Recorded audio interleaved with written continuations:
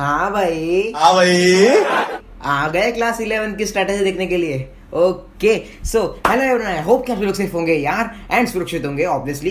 ठीक है, तो यार आज हम बात करने वाले हैं, जैसे आपने थंबनेल में देख लिया होगा, this is not just a class 11 strategy video. खाली स्ट्रेटेजी वीडियो नहीं है यार, हम इसमें एक्चुअली हम इसमें सब कुछ बताने वाले हैं। कौन सी रेफरेंस बुक यूज़ करना है आपको, ठीक है, फिर कौन से चैनल्स आपको रेफर करना है, ठीक, कहाँ से पढ़ना है, ठीक है, बैकलॉग कैसे कवर करना है, ठीक है, थोड़ा बहुत हम बताने वाले हैं। पूरा एंड तक वीडियो को बने रहे हैं, ठीक है। और भाई मुझे पता है कि मैं बाकी सब यूट्यूबर से थोड़ा लेट हूँ और आपने भी पढ़ाई स्टार्ट कर दी होगी नहीं लेकिन मैं चाहता हूँ कि वीडियो को छोटा रहने दूँ, तो बिना किसी देर के वीडियो को स्टार्ट करते हैं।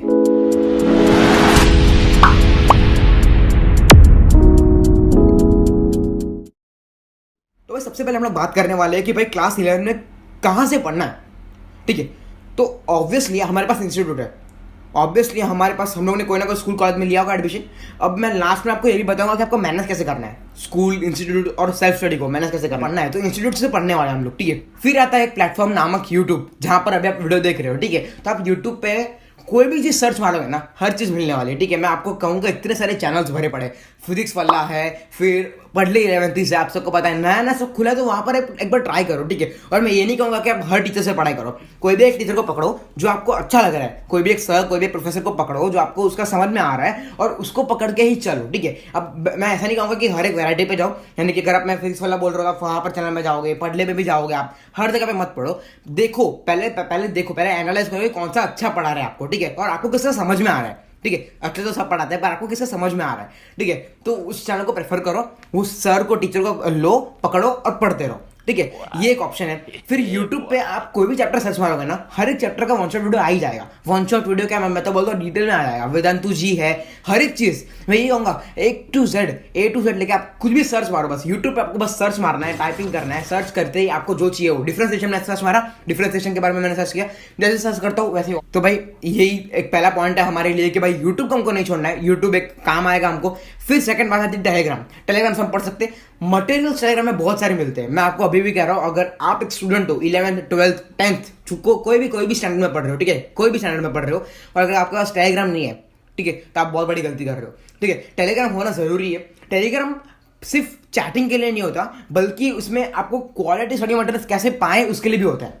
वहां पर हमारे जैसे हमारा चैनल है, हमारा चैनल प्रोवाइड करता है आपको क्वालिटी स्टडी मटेरियल्स। वैसे ही बहुत सारे चैनल है, सिर्फ हमारा चैनल नहीं है, बहुत सारे चैनल है जो आपको क्वालिटी स्टडी मटेरियल्स प्रोवाइड करते हैं। तो टेलीग्राम अगर आपने अकाउंट नहीं बनाया तो अभी अकाउंट बनाओ, और हमारे डिस्क्रिप्शन में एक लिंक दिया है, वो टेलीग्राम के लिंक पे क्लिक करो, ज्वाइन हो जाओ, ठीक है। वहां पर डेली आता है और ऊपर से आपको डाउट सॉल्विंग भी मिलता है। वहां पर हम 1-to-1 डाउट सॉल्विंग करते हैं, ठीक है, फ्री में। एक भी चीज का पैसा नहीं ले रहे हम लोग यहाँ पर, ठीक है। और मैं यही कहूंगा कि आगे भी ये चैनल कभी भी बिकने नहीं वाला, ठीक है, लाइफ टाइम फ्री रहने वाला है और फ्री रहे। ओके, तो भाई नेक्स्ट पॉइंट पे बढ़ते हैं कि कौन सी बुक प्रेफर करनी है। अब सबसे पहले तो भाई हमारा मेन टारगेट तो ये ना चाहिए कि NCERT is the main source. मैं आज इतना फास्ट नीचे जा रहा हूँ बिकॉज यार वीडियो बहुत बड़ा होता है और आपको देखने में बहुत बोर होता है, इसलिए मैं सोचता हूँ फास्ट बोलूंगा थोड़ा, ताकि आप भी थोड़ा कैचअप कर सको और आप एंड तक देखते रहो और आप बोर ना हो, इसलिए। हाँ, तो हम लोग थे विच बुक्स टू रेफर।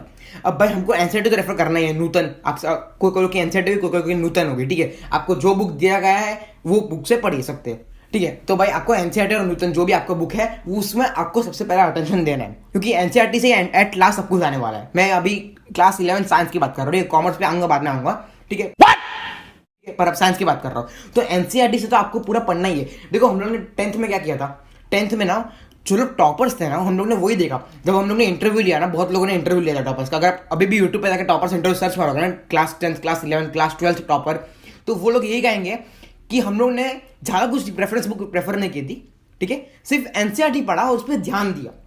अब मैं ये मानता हूँ कि एनसीईआरटी में थोड़ी वर्डिंग टफ है, मुझे भी पता है, थोड़ा जो सेंटेंस फॉर्मेशन है वो थोड़ा टफ है, कॉम्प्लेक्स है, ठीक है, तो उसको समझना थोड़ा मुश्किल हो जाता है, इसलिए रेफरेंस बुक बनी है आपके लिए, ठीक है। Concept of physics, HC Verma, बहुत सही बुक है, वहां पर आपका सारे कंसेप्ट क्लियर हो जाएंगे, ठीक है। तो वो बुक आप रेफर कर सकते हो, HC वर्मा है। फिर मित्तल है, ठीक है, वो भी आप एक बुक रेफर कर सकते हो। प्रदीप है, ठीक है, ऐसे बहुत सारे बुक्स है, आप यूट्यूब पे एक बार सर्च कर लो, उसके ऊपर एक स्पेशल वीडियो बन चुकी है। देखो हम भी इस पर वीडियो बनाने वाले थे, पर हमने सोचा कि भाई इन सब चीजों पर तो ऑलरेडी वीडियो बन चुकी है, तो इस पर टाइम वेस्ट करना लाभदायक नहीं होगा, ठीक है। तो हम लोगों ने इसमें ज़्यादा टाइम वेस्ट नहीं किया है। आप यूट्यूब पे सर्च करो, जो बेस्ट बुक्स है, बहुत सारी बेस्ट बुक्स है, मैंने आपको कुछ बताई है। एनसीईआरटी तो फॉलो करना ही है। अगर आपको एनसीईआरटी थोड़ी टफ लगती है, उसकी वर्डिंग थोड़ी टफ लगती है, तो एचसी वर्मा है, फिर प्रदीप है, बहुत सारी बुक है ऐसे, आप यूट्यूब पे सर्च कर सकते हो। ठीक है, अब बढ़ते आगे।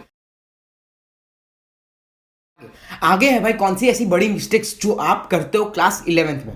ठीक है, अब ये है कुछ मेन पॉइंट, और आपको इसको भूलना नहीं चाहिए। मैं ये कहूंगा कि अगर आप चाहते हो ना कि आप IITian बनो, आपको डॉक्टर बनना है लाइफ में, ठीक है, तो ये जो एक पॉइंट है ना, मिस्टेक्स इन क्लास 11th, इसको प्लीज इसको एंड तक देते रहना। ठीक है, इसको मिस मत करना, बिकॉज अगर आपने ये मिस कर दिया ना तो शायद आप अपना नाता तोड़ सकते हो 11th से।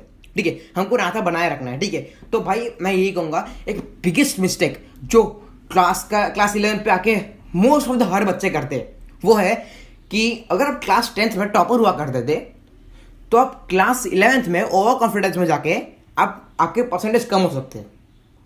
क्या बोल रहा हूं मैं, अगर क्लास 10th में अगर आप टॉपर हुआ करते थे, तो आप क्लास 11 में आके आपके ओवर कॉन्फिडेंस की वजह से आपके क्लास 11th और 12th के मार्क्स कम हो सकते हैं। तो हमको क्या करना है, हमको ओवर कॉन्फिडेंस में नहीं जाना है। अगर आप क्लास 10th में 10वीं में अगर आपको टॉपर होते थे, तो ये मत समझो कि भाई 11वीं में भी हमारा हो जाएगा, 10वीं में भी हम टॉपर थे तो 11वीं में भी हो जाएगा। वो कॉन्फिडेंस नहीं होना चाहिए। ठीक है, और प्लस अंडर कॉन्फिडेंस भी नहीं होना चाहिए। ठीक है, यानी कि 10वीं में अगर आप बैक बेंचर थे, अगर आपकी पढ़ाई अच्छी नहीं होती थी, अगर आप डफर थे, ठीक है, तो 11वीं में पता नहीं आप कब आगे बढ़ सको। ठीक है, मैं नहीं मानता आगे बढ़ सको।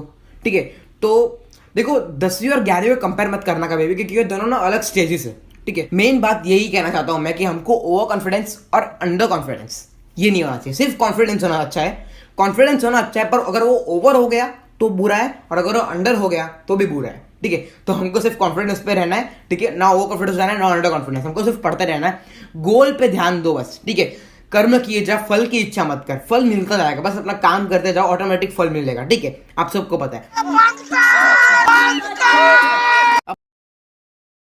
अब बात करते हैं भाई टाइम टेबल कैसे बनाए। मेन चीज ये है, हजारों वीडियो मिल जाएंगे आपको यूट्यूब पे, आपको हजारों वीडियो मिल जाएंगे टाइम टेबल पे। अब मैं आपको एक प्रो टिप दूं। प्रो टिप ये है कि आप हर वीडियो को देखोगे ना तो कंफ्यूज हो जाओगे। आप हर वीडियो को देखोगे तो आप कंफ्यूज हो जाओगे। मैं यही कहूंगा कि आप खुद से टाइम टेबल बनाओ। ठीक है, प्रो टिप यही है कि आप खुद से टाइम टेबल बनाओ, बैठो, थोड़ी देर बैठो, सोचो आपको कौन सा सब्जेक्ट वीक है, आपको कौन से सब्जेक्ट में मेहनत करना चाहिए। ठीक है, और आपका कौन सा सब्जेक्ट इंटरेस्ट है। अगर आपने PCM लिया है, तो PCM में अगर आप फॉर एग्जांपल आपको फिजिक्स पसंद नहीं है और आपको मैथ्स बहुत पसंद है, तो 2 कॉलम बनाओ। एक कॉलम में लिखो आपका कौन सा सब्जेक्ट थोड़ा बोरिंग लगता है, आपको उसमें मजा नहीं आता, वीक है आपका। दूसरे कॉलम में लिखो कि आपका कौन सा सब्जेक्ट इंटरेस्ट है, जिसमें आपको इंटरेस्ट है, जिससे आपको पढ़ने में मजा आता है। 2 कॉलम बनाए ना, अब टाइम टेबल आपको खुद से बनाना पड़ेगा। ठीक है, मैं यही कहूंगा, जब तक आप खुद से टाइम टेबल नहीं बनाओगे ना, तब तक कुछ नहीं होने वाला है। कोई आपको कितना भी सुना दे, देखिए बहुत सारे यूट्यूब चैनल्स यही करते हैं कि वो लोग एक अलग वीडियो बनाते हैं, बस थोड़ा बहुत बोल देते हैं, 10 मिनट का वीडियो बन जाता है और उससे व्यूज कमा लेते हैं। कौन है ये लोग? लेकिन मैं ऐसा नहीं करूंगा। ठीक है, क्योंकि मैं आपका भाई हूँ। ठीक है, छोटा भाई बड़ा भाई जो समझ सकते हो आप। ठीक है, तो भाई एक भाई की तरह समझो, और मैं यही कहूंगा कि आप खुद से टाइम टेबल बनाओ। जब आप खुद का टाइम टेबल बनाते हो तो आपको पता है कि मेरा कौन सा सब्जेक्ट वीक है और कौन सा सब्जेक्ट में आपको इंटरेस्ट है। आप एक अर्ली बर्ड भी हो सकते हो और आप एक नाइट आउल भी हो सकते हो। आप सबको पता है, अर्ली बर्ड मतलब जो सुबह उठता है, जल्दी उठता है, 4 बजे उठ के आप पढ़ सकते हो अगर आपको पढ़ना है तो। और नाइट आउल मतलब आपको रात में पढ़ना बहुत अच्छा लगता है। अर्ली बर्ड मतलब आपको सुबह पढ़ना बहुत अच्छा लगता है। तो जिस समय आपको पढ़ना अच्छा लगता है उसमें आपका बोरिंग सब्जेक्ट लीजिए, और जिस समय पे आपको बहुत बोर होता है उस समय पे आप अपना इंटरेस्टफुल सब्जेक्ट लीजिए। ठीक है, अब यही थे कुछ मेन टिप्स, प्रो टिप जो मैं आपको देना चाहता था। ठीक है, टाइम टेबल में एक चीज याद रखना कि 3 घंटे का सेल्फ स्टडी जरूरी है। मैं यही कहूंगा 2 से 3 घंटा का सेल्फ स्टडी जरूरी है। अब बात करते हैं भाई कितना घंटा पढ़ना है। 11वीं 12वीं अगर हमको क्रैक करना है अच्छे से, अगर हमको परसेंटेज लाना है 11वीं 12वीं में, तो कितना घंटा पढ़ना पड़ेगा। तो मैंने एक यूट्यूब चैनल देखा था, मैंने बहुत सारे वीडियोस में देखा है, पेपर्स में देखा है कि कम से कम आपको 14 से 15 घंटे पढ़ना पड़ेगा 11वीं और 12वीं में। खत्म,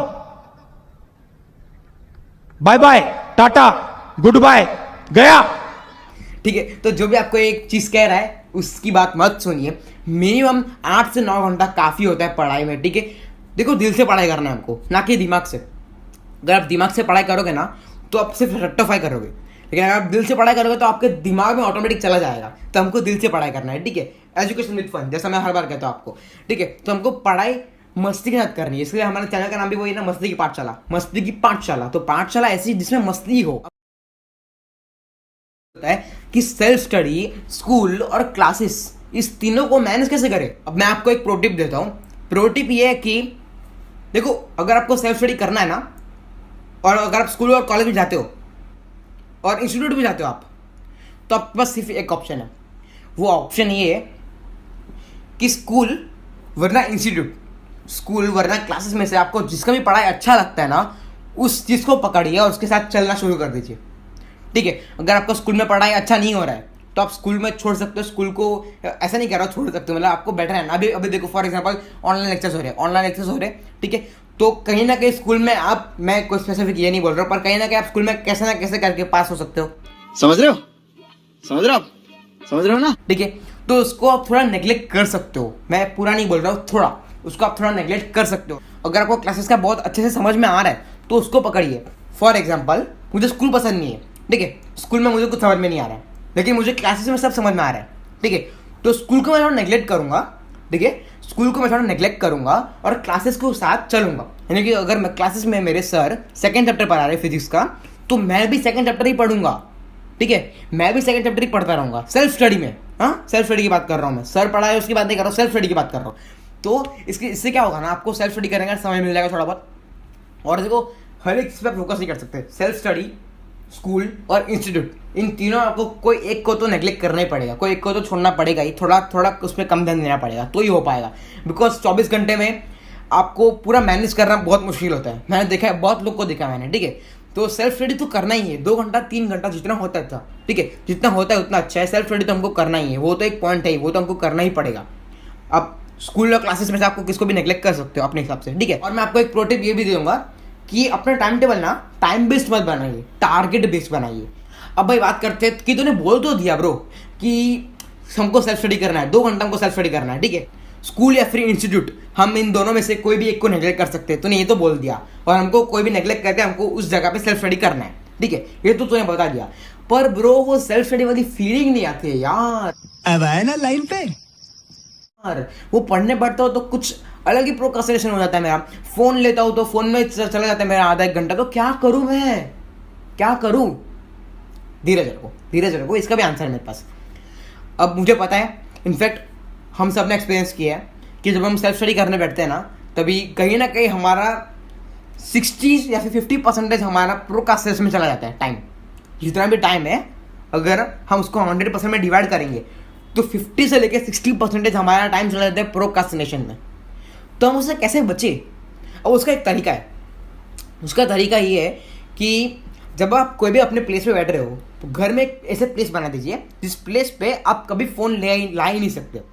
एक घर में एक ऐसा प्लेस बना दीजिए जहाँ पर आप फ़ोन कभी लेके नहीं आओगे, नो फ़ोन प्लेस, ठीक है। मैंने भी मेरे घर में बनाया, ठीक है, मैं आपको दिखाऊंगा एक बार, ठीक है। तो घर में एक ऐसा प्लेस बना दीजिए जिस प्लेस में आप कभी फ़ोन लेके नहीं आओगे, ठीक है। बात ये भी है यहाँ पर कि अगर उसमें फीलिंग नहीं आ रही है तो इसके लिए मेरे पास एक आइडिया है। आपके साथ मैं खुद पढ़ने वाला हूँ, ठीक है, मैं भी एक स्टूडेंट हूँ, ठीक है, मैं खुद भी पढ़ता हूँ, ठीक है। अब मैं सोच रहा हूँ कि मैं study with me live stream session चालू करूँ, study with me live stream session, जिसमें क्या होगा ना, मैं पढ़ता रहूँगा, ओके, मेरा लाइव स्ट्रीम होगा, ठीक है, लाइव स्ट्रीम होगा यूट्यूब पे ही, इसी चैनल पे, मस्ती की पाठशाला पे, और हम पढ़ेंगे साथ साथ, एक टारगेट बनाएंगे, ठीक है। मैं 3-4 घंटा जो भी मेरा दिन का टाइम होगा मैं उस टाइम पे करूँगा मेरा लाइव स्ट्रीम जो है, और टारगेट बनाएंगे। आपके साथ मैं डेली डीपीपी सॉल्व करूँगा, ठीक है, डेली डीपीपी। और डीपीपी कौन प्रोवाइड करेगा? मैं, ठीक है, इसलिए बोल रहा हूँ मैं, सैंगेज का डीपीपी, ठीक है, मैथ्स के नोट्स, हर एक चीज़ के नोट्स आने वाले हैं टेलीग्राम पे, तो टेलीग्राम को चेकआउट करना ना भूले। अगर आपने टेलीग्राम में ज्वाइन नहीं किया हमारा चैनल तो आप क्या कर रहे हो लाइफ में, ठीक है। ओके, सो भाई मैं चाहता हूँ कि अभी मोस्ट ऑफ द क्वेश्चंस आपके क्लियर हो चुके होंगे कि भाई कैसे करना है हमको पढ़ाई, किस तरीके से पढ़ाई करना है, कैसे हमको मैनेज करना है, कौन सी बुक्स रेफर करनी है हमको, यूट्यूब एक कैसे रोल निभाता है हमारा लाइफ में, पढ़ाई में, 11th-12th में, और कैसे हम बोर ना हो सेल्फ स्टडी करने का टाइम, ठीक है। तो ये सब चीज़ का मैंने आपको सोल्यूशन दे दिया है यार। एंड प्लस सेल्फ स्टडी के टाइम पे भी मैं आपके साथ रहने वाला हूँ study with me live stream के, ठीक है। तो भाई मैं ये कहूँगा कि बस यार चैनल को सब्सक्राइब कर देना, बिकॉज यहाँ पर ऐसी ही अमेजिंग वीडियोस आती रहती है, ठीक है। मीम्स रहते हैं वीडियो में ताकि आपको एक इंटरेस्ट है पढ़ाई में, ठीक है। हर वीडियो में ऐसे मीम्स होने वाले हैं ताकि आपको एक जोश जगे, ठीक है, पढ़ाई। क्योंकि अगर हम सिर्फ पढ़ाई कर रहे हैं ना तो कुछ मतलब नहीं है, दिल से पढ़ाई करना हमको। एजुकेशन विद फन, हर बार मैं लिखता हूँ यहाँ पर, देखो, मस्ती की पाठशाला, education with fun, education with मस्ती, ठीक है। तो भाई इसके साथ मैं यही चाहूँगा कि आप सब लोग हंसते हंसते पढ़ाई करें, बस फड़ना है, फोड़ना है, कहर मचा देना है, तबाही मचा देनी है और 11th क्रैक करना है। अब समय आ गया शुरू करने का। मुझे पता है कि मैं बाकी से यूट्यूबर से थोड़ा लेट हूँ, पर फिर भी अभी समय आ चुका है। अब बर्डन डालते खुद पे, अब शुरू करते एक नए जोश के साथ क्लास 11th की पढ़ाई, ठीक है। और बस यार मैं ये कहूँगा कि आज से ही, अभी से इस वीडियो को देखने के बाद ही पढ़ने बैठ जाना। थोड़ी देर खेलने के बाद, थोड़ी देर एक अपने टाइम टेबल बनाने के बाद एक सिंपल सा रेगुलर रूटीन बनाना, अपने मॉम डैड के साथ बात करना, ठीक है, उनसे शेयर करना अपनी फीलिंग्स। क्योंकि आजकल के इस इलेक्ट्रॉनिक मीडिया के लाइफ में लोग वो पहले की बातें भूल चुके हैं। तो बात करना भी अच्छा है, ठीक है। पढ़ाई के टाइम बीच में अगर आप थक जाओ तो फोन में गेम खेलने मत बैठ जाना, इनफैक्ट मम्मी से बात करना। तो यही कहूँगा यार, आज के लिए बस इतना यार। Will be meeting in the next video, तब तक के लिए गुड बाय, जय हिंद, वंदे मातरम यार। एंड बस पढ़ना है, फोड़ना है, क्या है, उससे देना है। एजुकेशन विद फन, मस्ती की पाठशाला में सब्सक्राइब करना ना भूले।